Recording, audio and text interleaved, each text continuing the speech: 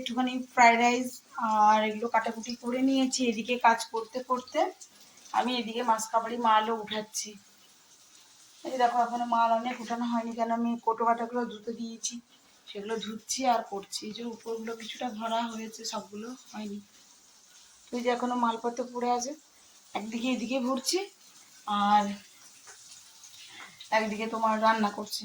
ঠিক আছে, তো চলো। আর মিঠির বাবা খেয়ে চলে গেছে রুটি চিলি চিকেন, আর কালকে রাতে যে চিলি চিকেনটা করেছিলাম তোমরা আজকে সকালের ব্লগে দেখেছো, আর সুজি করেছিলাম সকালবেলায়। তো রুটি সুজি খেয়ে নিয়েছি, আমার রাইসটা রেডি হয়ে গেছে। আর এখানে আমি করবো আলুর দম বলে আলুকে সেদ্ধ করে নিয়েছি। আর এখানে কিছু বাদাম দেব, কিশমিশ আর মটরশুঁটি। আর এই টমেটোটা দেখছি, এটা আলুর দমের জন্য। তো আমাদের আজকে দুপুরের লাঞ্চে এটাই হবে, ফ্রাইড রাইস আর আলুর দম।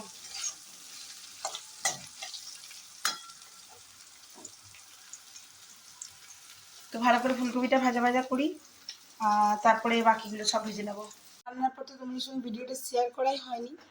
তো এই দেখো আমার আলুর দম, খালি শেয়ার কেন, আমার শাশুড়িমার খাওয়া হয়ে গেছে, নিয়ে চলে গেছে। আর এই যে আমার ফ্রাইড রাইস। ঠিক আছে, আর যেহেতু আমাদের নিরামিষ, সবই নিরামিষ।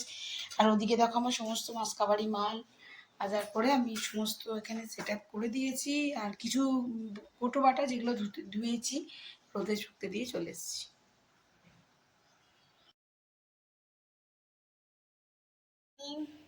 Good evening. আমি এখন বসিয়ে দিচ্ছি চা, যেহেতু আমি একা তাই আমার জন্যই। আর এদিকে মিঠিকে করে দিচ্ছি ব্রেড বাটার টোস্ট। তো চলো আমি একটু চাটা খাই, তারপর দেখি ওদের রাতে ডিনারে কি খাবে। আর ওবেলাকার ফ্রাইড রাইস আর আলুর দমও রয়ে গেছে, এটা নয় যে সেটা শেষ হয়েছে। এই যে আলুর দম আছে আর তোমার ফ্রাইড রাইসও আছে। বেটি খেলে খাবে, তাহলে বেটিকে গরম করে দেবো। আর ওর বাবা খাবে রুটি, ফুলকপির তরকারি বলেছে। তো চলো আমি এখন একটু চাটা খেয়ে ফেলি, তারপরে বাসন কটা আছে ওই দেখো ধুয়ে নেবো। আর আমি একটু ছানা করালাম, এই যে ভালো মিঠি খাবে, খেলো না। চলো, এই যে মিঠির জন্য আমি ব্রেড বাটার টোস্ট করে দিয়েছি, একটু পিনাট বাটার আর একটু এই বাটার। সো রাতে ডিনারের জন্য যে হচ্ছে মুগের ডাল সেদ্ধ, মিঠির বাবাকে দিয়ে দিয়েছি, ফ্রাইড রাইস আর আলুর দম। আর এই যে দুধ চলে এসেছে, দুধ গরম হতে দিয়ে দিয়েছি। এদিকে ভাতটা উড় করে দিয়েছি, ভাত হয়ে গেছে। এটাই হবে আজকে রাতের ডিনার আর কি। আর দেখো ফ্রাইড রাইস শেষ, মিঠির বাবাকে দিয়ে দিয়েছি। আর এখানে আলু সিদ্ধ করে দিয়েছি, দুধ আলু ভাতে ভাত খাবে মিঠি, আর মা খাবে ডাল সেদ্ধ আলু সিদ্ধ দিয়ে ভাত। তো চলো আজকের মতন ব্লগটা এখানে শেষ করলাম।